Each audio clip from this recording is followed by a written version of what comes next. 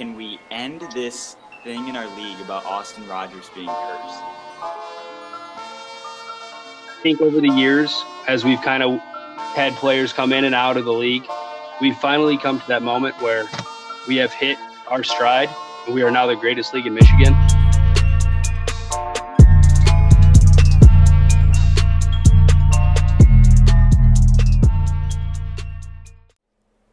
All right, welcome back to another episode of the EO12 podcast. We got a great episode for you today. We got some more guests. We have Commissioner Austin Rodgers coming back on. We have Zach Lim, and we have Jake Seitz coming on to defend himself from some comments that we made last week. It's going to be a great episode. To start off here, we're going to be talking a little bit of some Lions football with Zach and Austin. Thank you very much, Tyler. It's honestly an honor. This is an incredible podcast. Episode 1 was awesome, and I'm glad to be here. So would you like to give the viewers, or I guess listeners, a chance to learn a little bit more about you as a fantasy owner? Yeah, so I'm one of the original. I believe it's one of the original 6. Back in 6th grade, I believe it was. There's 6 of us. I think it was me, Austin, the Girdlers, and did Tyler, and then who was the 6th? I think it was just us 5. Yeah, I think us 5 were the originals. Yeah. So I'm definitely a veteran here. Over the years, I've had my ups and downs. Last year was an up. I ended up in 3rd place, getting that money back. Had some injuries towards the end of the year, but I'm ready to build on that and take home that championship this year. One thing I remember when I was digging deep into the stats, I had a pretty good record getting into the playoffs at least. Once I got into the playoffs, I haven't really capitalized over the last few years, but I'm pretty good at being above average. So I gotta work on that in the future. All right, for sure. So something that you guys know a lot more about than I do, the Lions football. I know most players in this league, 11 out of 12, me being the only non-Lions fan. I would like to know a little bit more about what's going on with the team and position battles that you see in training camp, who you guys like, who you don't like, X Factor. I know me and Austin talked last week about running backs and how that's a position where they have a lot of depth but don't really know what they're going to do with all them. What do you think about the running back situation? Yes, I think that's a good point to start on. So running backs, what you could say was our biggest weakness last year. And obviously LeGarrette Blount coming in, the big back. You got drafting Kerryon Johnson, who can do a bunch of different things in the 2nd round. And you still got Theo Riddick, one of the most dynamic receiving backs in the entire league, if not the best.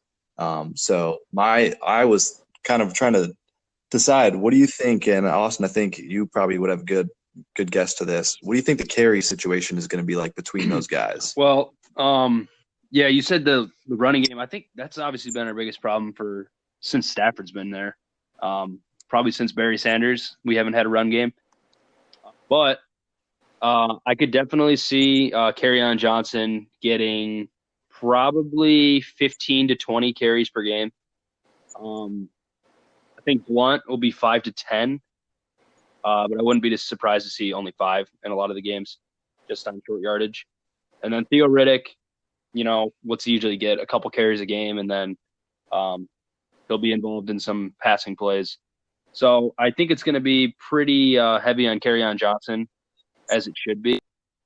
But when Blunt needs to get a yard or two on the red zone, which also that Matt Patricia, I think Zach, you shared a link with the league about Patricia wanting to score in the red zone and making that the most important thing of training camp.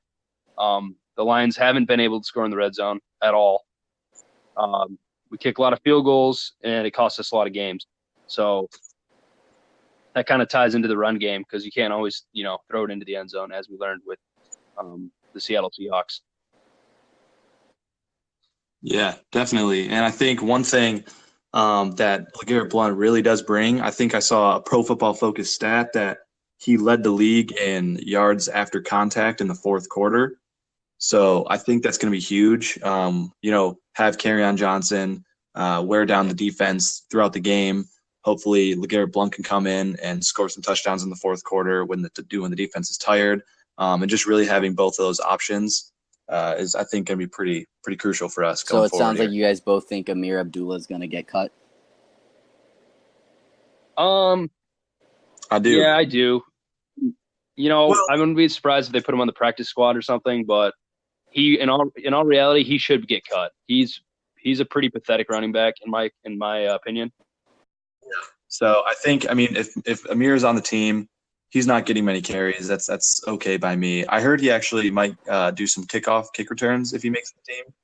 So that might be a reason to put him on as the fourth string, but we'll see. All right, Now moving to the other side of the ball, a position that kind of interests me when I was looking at the roster would be cornerback. Obviously, Darius Slay being one of the best cornerbacks in the league, but that other side of the ball is a little more of a question. What do you guys see going on there? I'll kind of lead us off here. I think we have a lot of depth as in cornerbacks, maybe the best in the NFL. When you got Darius Slay, who in my opinion probably had the best season, at least top 3 season in the NFL as a cornerback. You look at when he was up against Julio Jones, Antonio Brown, I think AJ Green, like none of those guys did anything versus him. He shut down Antonio Brown. Like, I'd have to check for sure, but I believe it was 50 yards or less, which is pretty impressive. And you got Diggs, that plays a lot in the slot. What do you think, Zach? So I'm actually looking at a roster right now, and you're right on the bullet there. We have a pretty deep secondary, especially at the cornerback position. We have Slay and Diggs, as you mentioned, who are really good, and then we also have a couple other guys who you throw in there. Nevin Lawson, he's actually a really good cornerback. You have second year Tease Tabert, who he was a pretty high pick last year. I want to say he was our second rounder, out of college. and he came from Florida. He was a beast. Yeah. So he's an interesting story. He didn't really play that much throughout the beginning of the year, and I think he started figuring it out near the end. He started getting more reps, and he actually made some good plays near the end of the season. And so I think having that momentum is really going to be important in his second year. And can he make that step? Because he obviously has the talent. So that's going to be a good guy to throw in there for substitutions. And also you have Jamal Agnew, who, he hasn't played too much cornerback because he's been focused on making the Pro Bowl as a punt returner. But he's also a guy you can throw back there, obviously a huge athlete. It's a good secondary. We got to get to the quarterback, though. Ziggy's got to do his job. He's injury prone, so that's a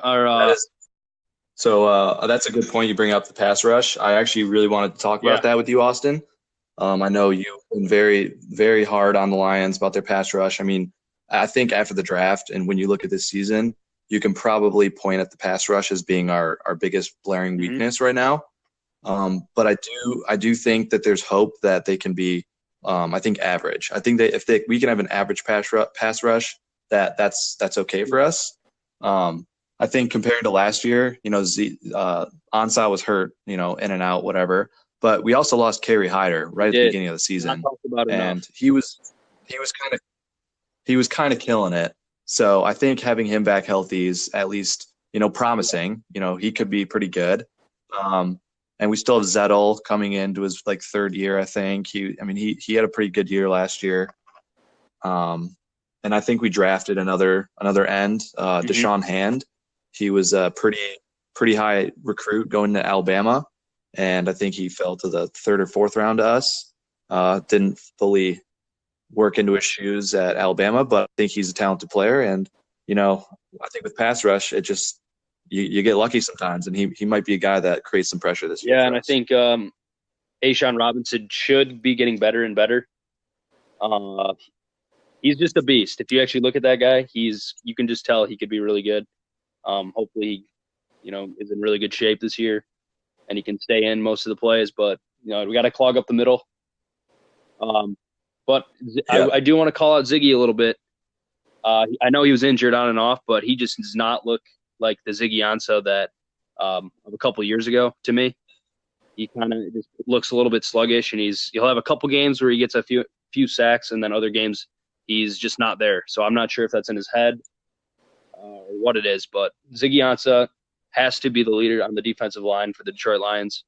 So I look for him to step up this year and just kind of lead the defensive line, lead the unit, see what we can do and get to the quarterback. All right, last question to wrap up this line segment here.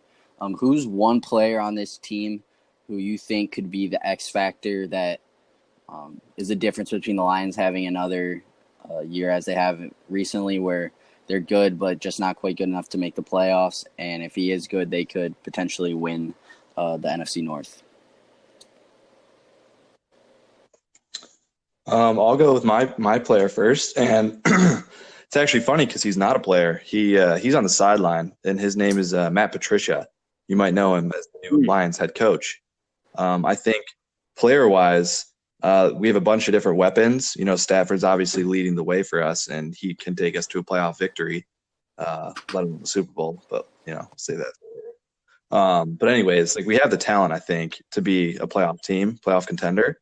But Jim Caldwell did not get it done. He stared at the sideline like he just didn't even know what 2 + 2 was. So I think having Matt Patricia, he's going to bring a new like interface to the Lions, and he's gonna like make everyone want to try harder. And he's actually smarter than Jim Caldwell, so that's good. But I think he's going to be huge in like actually optimizing our talent that we have, because we do have some talent. Yeah, and you always hear that stigma that these guys that worked under Belichick, his coordinators, they never turn out good. I think Patricia will be a change of pace in that category. I think Patricia is going to be a good coach. He seems like a leader. He knows what he's talking about. Really smart, like you said, and he's going to bring a new energy to the sideline. So would that be your one player? You agree? You agree with me on that one? The question was one player that would take the Lions to the next level. Yeah, like the X factor. Like they need them. Yeah. If one player steps up, and then they would propel them to win the NFC North. And if they don't do well, they may have a similar year than that they have had in the past. Yeah. Well, one player, I'm actually going to go with the Lions offensive line. I know I ripped on the Detroit Lions running backs over and over and over, and they have been pretty bad. We haven't had really a skilled running back in a long time. We draft these speed backs that are not good. We get running backs that are washed up.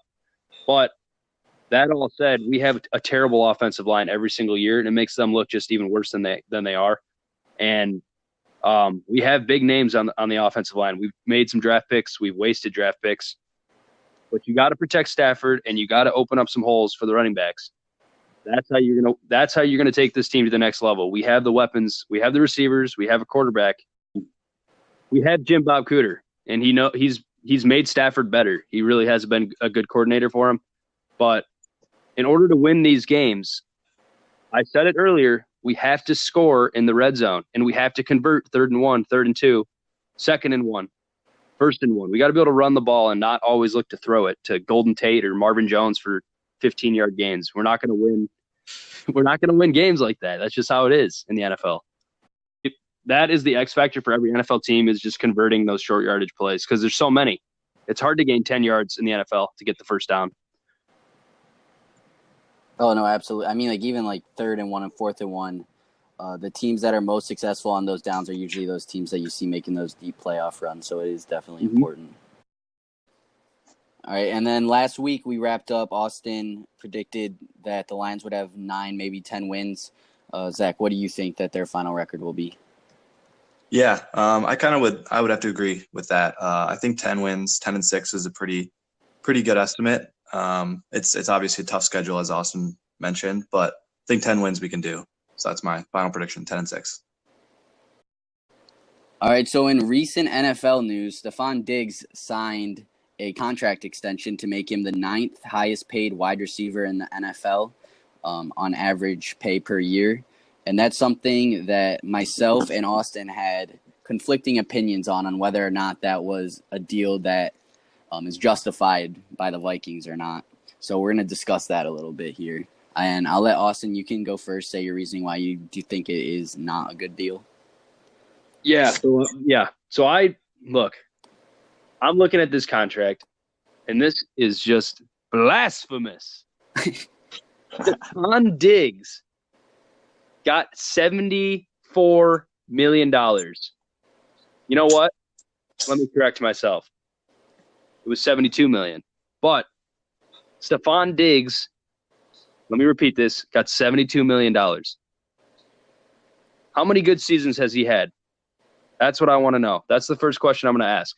Tyler, what do you think of that? I'll be honest. He's not a top 10 wide receiver, but I don't think that's why they paid him that much money. The reason I think that it was justified is I have a couple stats that show how valuable he could be, but he's been, I would say at best, he's been like a good, like he's like a wide receiver too. So like he's getting like 65 yards and a touchdown every other game. So yeah, I'll admit he's based off what he's done in his career so far, he is not worth that much, but I'll explain to you why it's still justified. Okay. So I'm looking at the math of this contract. I have it up right now. So he's making 14.4 a year. Correct. Through 2023. So in 2024, he's an unrestricted free agent. So he's tied up basically for 6 years, 6 seasons, for a lot of money.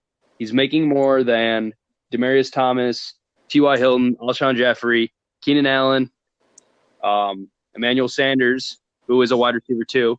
Emmanuel Sanders makes $11 million.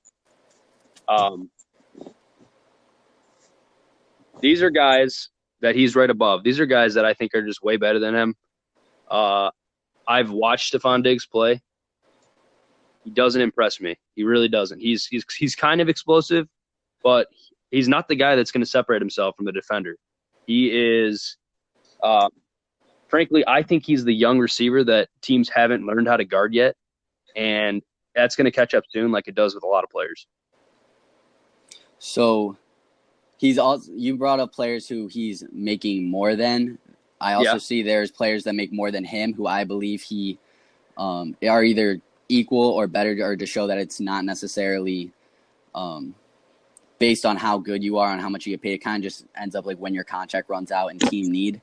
So like Sammy Watkins, he's another player who just signed a big deal. Last year he had 593 yards, and the year before he had 430 yards. And he has also only played 16 games once in his career, and he is making, I believe, the 4th most, somewhere around there. I think it's top 5 most out of receivers. That's disgraceful, Tyler. Yeah, so he's not the only one. And also Devontae Adams, another receiver that a lot of people think highly of, and he's getting paid more than Stefon Diggs. He has never had a 1,000-yard season either, and I know that's something that a lot of people hate on Stefon Diggs for, is not having a 1,000-yard season. Devontae Adams has not either, and he's had Aaron Rodgers as his quarterback over these years, besides last year for most of the year.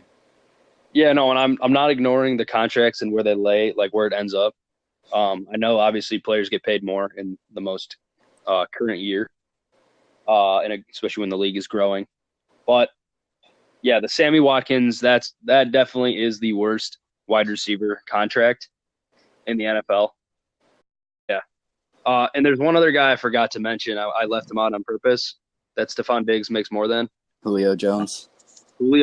And I seriously, yes, you make more in the current year, but there's no rationale that should justify that, in my opinion. I don't know what you think, Zach. But Julio Jones and Stefon Diggs, that's a sickening comparison. That should not even be in the same sentence. Julio Jones will go down as a top 5 receiver probably of all time, top 10 at worst. Definitely. And he's sitting there through 2021. So he's still got 3 years on that contract. Yeah. 18, 19. No, you know what? Yeah, 3 years he's got on that contract. Now, granted, he does have a lot more guaranteed money in his contract, so you got to consider that. But it shouldn't be that close. Kelvin Johnson made a little more than that, what Stefon Diggs was making per year. I just don't see the value. I know receivers are important, but they're not that important, in my opinion, for a guy that just hasn't got over 1,000 yards. We don't even know if he's like capable of doing that yet. Yeah. So here's my opinion. I think I touched on this in the group chat a little bit. Stefon Diggs, I think he's a pretty good receiver. I would say he's like borderline top 20. You know, he's right around hovering around that 20 mark. But he had a good year last year. I'm looking at the stats right now. He had 849 yards and 8 touchdowns. It's pretty good. But I think that the key why they paid him so much was because the Vikings needed him. They are a Super Bowl contending team this year. At least everyone says they are. And I think he's a very key piece to their puzzle. And if they did not get him, then it would have been a big blow for them. And I think their chances would have gone down a lot to make that playoff Super Bowl run. So I think that's kind of the only reason that they paid him was just based on the circumstances of their team right now. Yes, and what I think this is going to be my argument right here is that they're not paying him off what he's done. They're kind of betting on him taking that leap forward this year. And I have some reasons on why I think that might happen. One, so if they lose him, first of all, then they'll have Thielen, who is 28 years old, as their number one, and then Laquan Treadwell and Kendall Wright as their other receivers. So if they let's say Stefon Diggs has a monster year this year and they can't afford to re-sign him, then they're kind of out of contention at that point. You don't have anything, because once you get to 30 years old as a receiver, unless you're one of those freaks of athletes, you're not really doing too much. So I think what they're going to do, they're betting on him doing well, and this is why I think he's going to. So as you guys know from the past, I like advanced statistics. So 2 of my favorite for receivers is DYAR, which is defense adjusted yards above replacement. So basically saying the value of the performance of a player when the receiver caught the ball compared to a replacement level player. So someone, if they could not sign Diggs, someone who would replace him. And he ranks 9th overall in the NFL in that. Top 5 in that category being Antonio Brown, Marvin Jones, Keenan Allen, DeAndre Hopkins, and Michael Thomas. So it is a very good representation of. Just to clear up that stat, is that a stat you're saying that's showing like when his backup steps into the game? The average replacement player as a receiver. So the average backup. We might need to look into the stats a little more offline here. Yeah, it's Football Outsiders is where I'm getting this if you want to look more into it. And then the second one is DVOA, which is defense adjusted value over average. So that number represents per play over an average wide receiver in the same game situations, how well they're doing. And he ranks number 5 in that. So showing when he gets the ball and he's in the situation where he could do well, he's doing really well. He's the 9th highest paid wide receiver, and in those 2 categories, which are my favorite advanced statistics for a receiver, he's ranking in the top 10. So that's one reason why I think he showed so far that he's doing well, and this is why I think he's going to do even better this year. One, no more Case Keenum. Case Keenum is a game manager that favors an Adam Thielen style short game. Now he has Kirk Cousins, who is phenomenal at throwing the deep ball, and he also has a new offensive coordinator. He went from Pat Shurmur to John DeFilippo, who was the Eagles' quarterback coach, actually, I believe. And then he's going to be the new offensive coordinator. I think that the front office of the Vikings really see a change where it's going to favor that deep route to Diggs. And Diggs also is the number 1 in the NFL in contested catch rate, and he is also an elite route runner, maybe the best in the league, if not second best. And the person who he'd be going up against is the person who I have a really interesting stat for right now. So would you guys both agree that Antonio Brown is the best receiver in the NFL right now? Yes. Yes. So in Antonio Brown's first 3 years, he had 249 targets, 151 receptions, about 2,000 yards, and 7 touchdowns.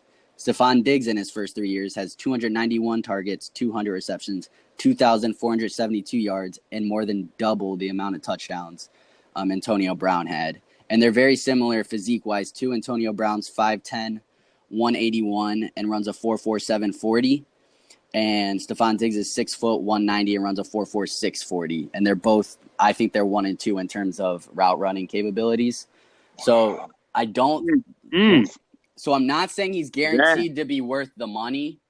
I do think it was justified. While it was risky, and if this year he goes out and isn't good, he could get hurt. That's a big issue. If he gets hurt, I think that could be it for him. It could be the same sort of thing that happens to Kenny Britt, where he just really didn't recover from it. But coming into a contract year where if he ends up reaching his ceiling, I don't think that they would be able to afford him. And I think that front office just sees a big change in the offense that's going to favor him, and they're kind of betting on him doing really well this year so that they don't end up with an old Adam Thielen and Laquan Treadwell as the receivers going forward, since they are contenders now. Yeah. Wow. Yeah. Well, I'd have to give it to you, Tyler. You did your homework. Those were some nice stats that you threw at us. I know it was kind of hard to handle. One thing that I did pull out of that was I heard Marvin Jones in there. That's great. And then I think this plays into my point. Marvin Jones makes $8 million a year. No, yeah, I'll be honest. Marvin Jones is severely underpaid. He's underpaid. That I'm not saying, like I said before, I'm not saying that that Stefon Diggs is worth it so far. I think that they think that. I mean, I'm not saying he's going to be Antonio Brown either, but he's on the same path to be a receiver of that caliber. And if he really does get to that point, then I'm not, like I'm saying, I'm not even saying that it's for sure like the right move. I'm saying it's justified in the fact that I can't hate on it. Yeah, I get what you're saying. Yeah, it is a bet. I mean, obviously that this contract is a bet because he's injury prone. That's another thing to consider. But it's a bet when you sign somebody who hasn't played, a full season. I have to be fact checked on that. I don't think he's played a full season. You are correct, sir. Yeah, I have the stats up right now. 13 games in 2015, 13 games in 2016, 14 games in 2017. Which also goes to the fact that he doesn't have a 1,000-yard season where I think, especially a season where he had 950-something yards, I believe. 903, actually. Yeah, like if he plays 2-3 more games, he very well could have gotten over 1,000. There's a chance. Yeah, I'm not saying it's for sure. But I think that whole Antonio Brown thing, I'm just gonna just overlook that because you can't honestly think those stats correlate in any way, do you? No, I'm just saying that you can't judge a player off their first 3 seasons, where Stefon Diggs in his first 3 years is better in every single category than Antonio Brown was. So I'm not saying, like I said, he's not going to be Antonio Brown, but he is following Here's what the Vikings did judge what they think Stefon Diggs is after 3 seasons. That's what they did with this contract. They're pretty much they looked at this guy for 3 years. They looked at what he's done, but what they did more was look at what he's going to become. And I think they did way too much of that looking at the numbers. You also can't forget that he had probably the biggest play in their team's history. So they're also kind of throwing him a bone. Oh, yeah. And kind of congratulating him off of that. He's got goodwill on his name, and that's a mistake. That's something you don't want to do in business, I will say. He's got good juju. But look, okay, sorry. Just one quick comment about the Antonio Brown thing, because I can't stop thinking about it, Tyler. I think Antonio Brown was 1 out of a million in those situations where his first 3 years going very good, and then he became the best receiver in the league. I don't think that happens ever.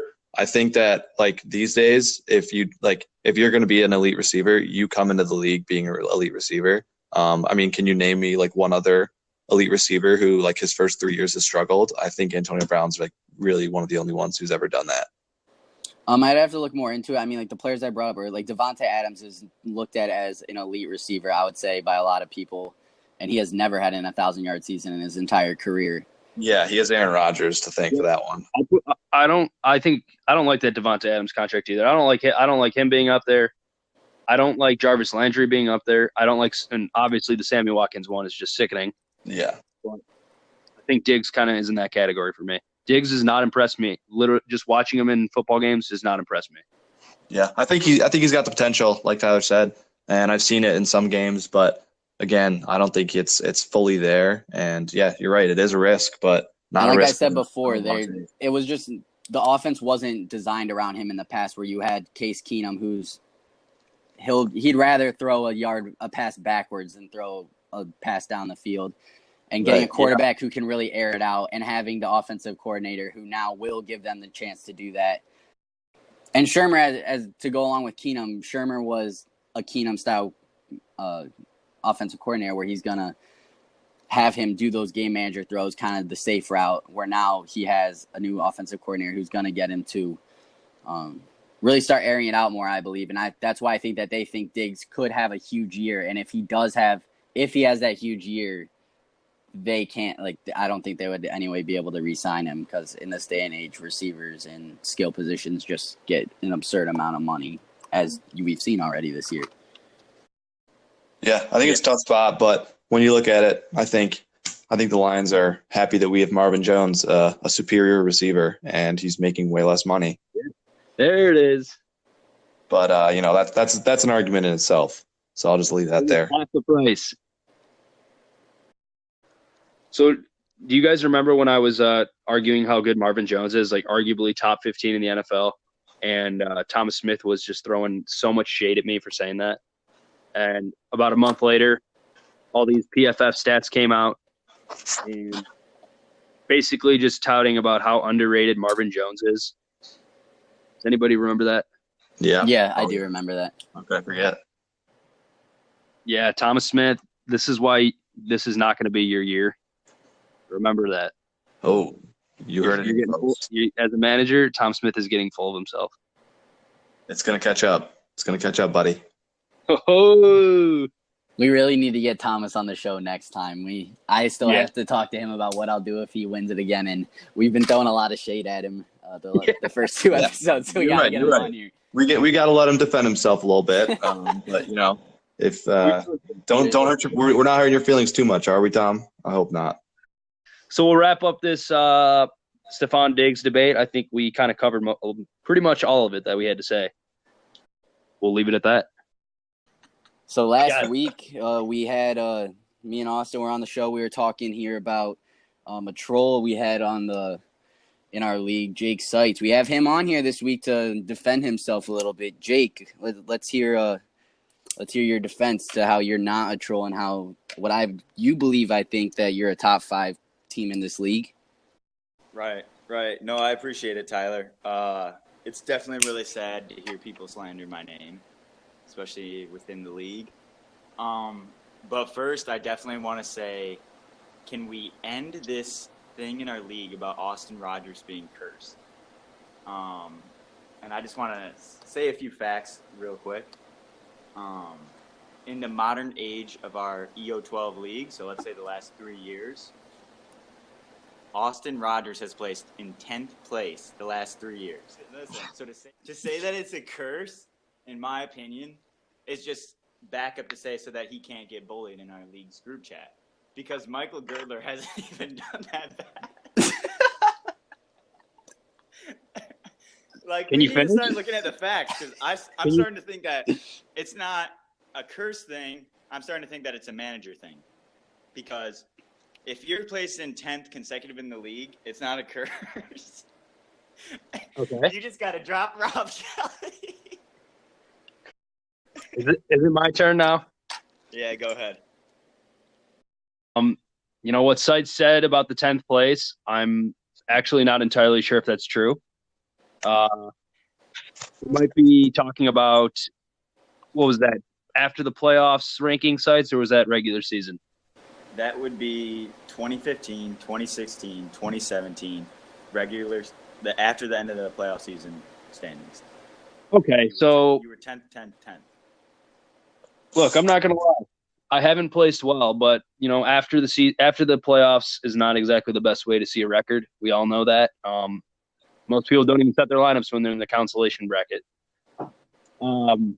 But Jake is right, and I will own up to it. I haven't made the playoffs, but that doesn't take away from the fact that over the last 3 seasons, well, not last season, 2 seasons before last season, I was a top 4 scorer out of 12 managers, and I did not make the playoffs. Now, if you want to hear cursed, that's cursed. Last season, my points against was the highest in the league. Okay. Let's just be honest here. Okay, I can take that respectfully, but what you might be inferring right now is that you're going to end up quitting on the league after you miss out on playoffs, and then you're going to finish in 10th place. I don't know. Well, listener. Well, so it's after the league, before the playoffs. It's not quitting. Once you miss the playoffs, you miss the playoffs. I score points. Okay, I am Carmelo Anthony. I don't necessarily win games, but you get me a little bit of luck. Maybe put me on the Lakers or even the Warriors. I'm going to win a title. So, Sites, your team is trash. Your managing skills are even worse than that. So it's like trash on fire. And when it comes to being the troll of the Mackinac Bridge, you still are throwing rocks at the car. Okay. I can take that respectfully. And Tyler, I wanted to touch on why I am going to be a top 5 manager / team.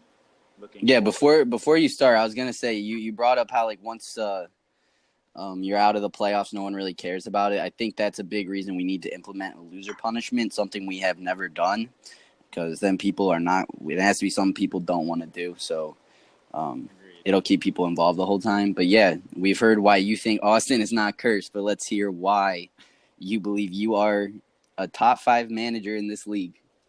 Wow, top 5. Well, if you look at the stats, I have finished in the top 5 2 out of the last 3 years. And although Tyler has done a lot of research, although there's a lot of people like Tyler, you, for example, who've done a lot of research, probably buying ESPN Insider. For the record, I have not bought an ESPN Insider. I have not purchased anything. Probably. I mean, I'm just gonna say that. I mean, you might be listening to Matthew Berry every day, buying Insider, and you still come up short to finish in the top 5. I've done that 2 out of the last 3 seasons. But do you have a championship? No, I do not. All right.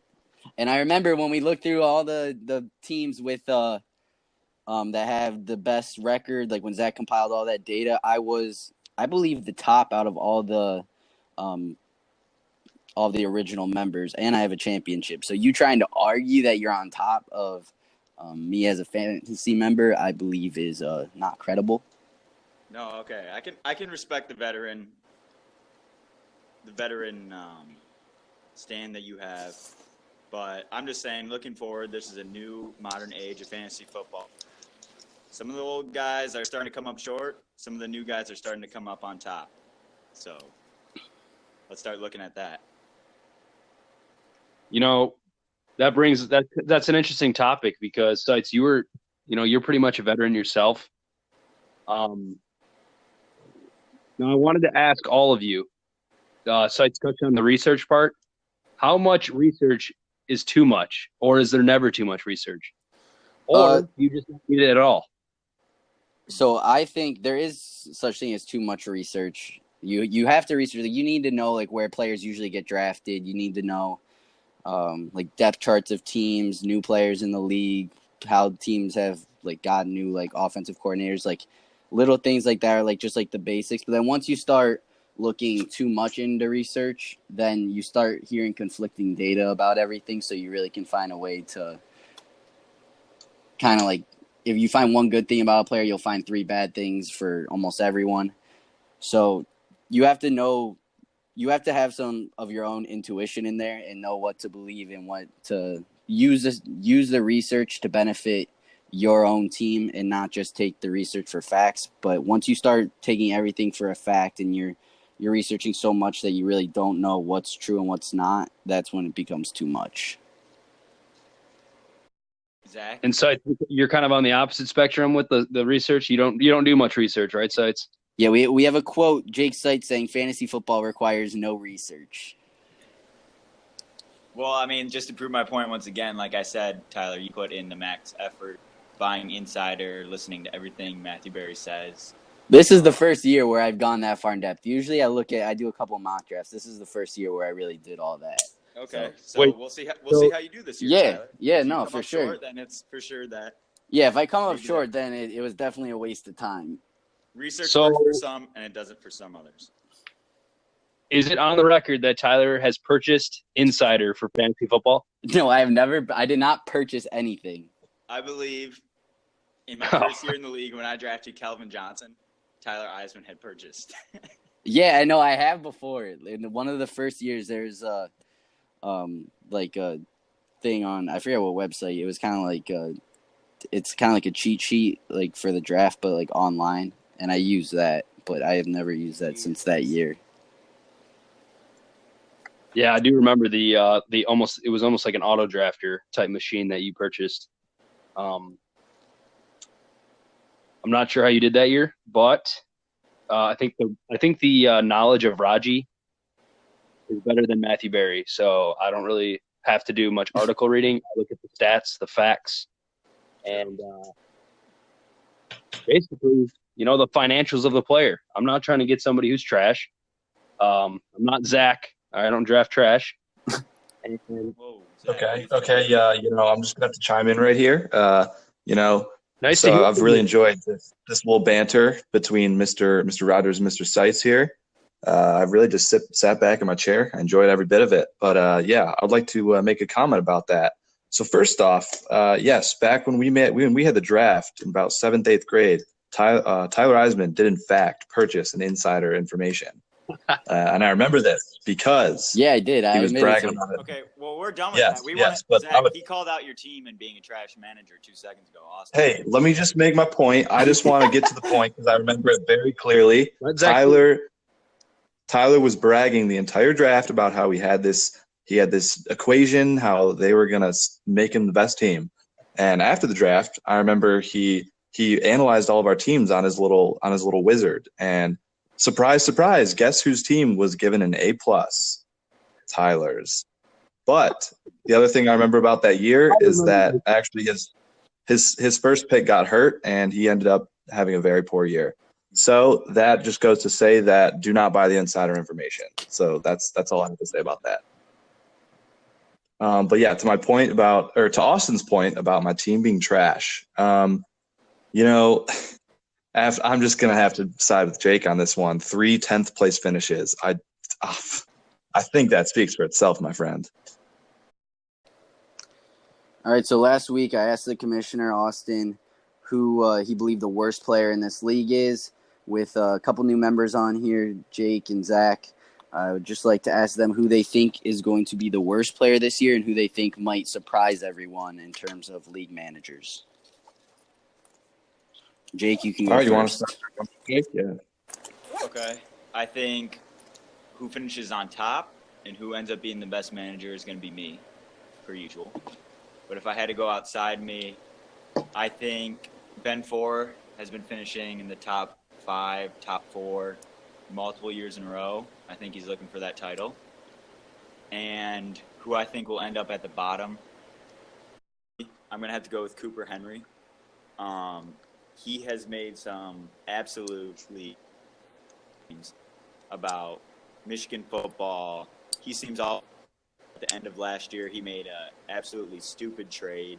I believe it involved Gronkowski or someone along that nature for some terrible players.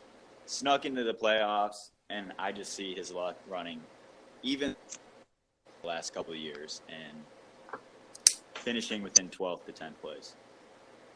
Ever since he left the league, he hasn't been the same.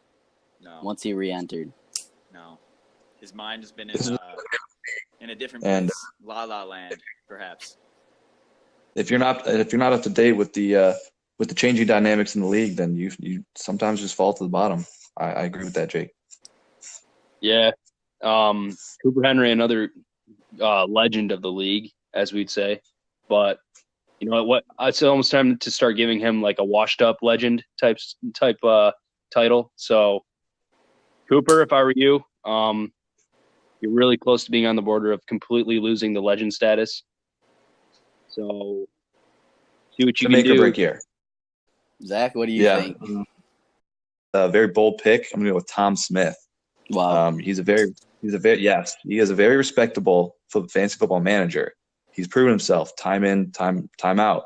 But I think this is the year where the luck, and okay, I don't mean luck, but I think this is the year where he gets hit with some really bad luck.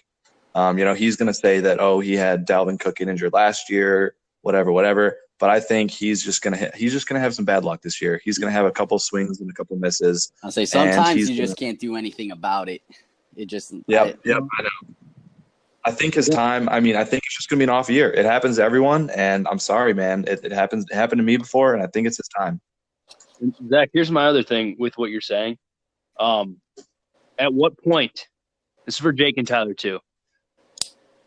At what point do you think Tom Smith, as a manager, he's gonna peak and he's gonna get so confident, he's gonna start drafting like he knows everything, and it's eventually gonna catch up to him, and he's just gonna have a couple of crappy years in a row, kind of like Cooper Henry. Yeah. What point do you guys think that's gonna happen soon? I hope it's this year. If this isn't his peak going back to back to back, then, like I said last year, I'm still trying to think of something that I'll do if he wins it again this year. But if he doesn't make playoffs this year, I think that could be the collapse of the Smith dynasty. I agree with that, Tyler. All right, so that wraps up the show for today. Thank you to the guests, Austin, Zach, and Jake, for being on. It was great to have you. It was great. Thanks, It was great, Tyler. Can't wait till the next one.